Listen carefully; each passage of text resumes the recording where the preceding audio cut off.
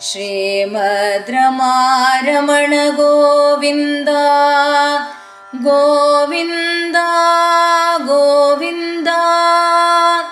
जानकी जीवनस्मरणे जय जय राम जय जय राम।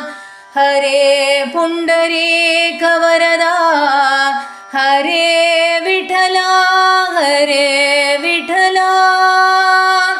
सर्वथा गोविन्दनाम कीर्तनं संकीर्तनम्। हनुम भीम मध्वान्तर्गत हरे प्रसन्नो भव जय जय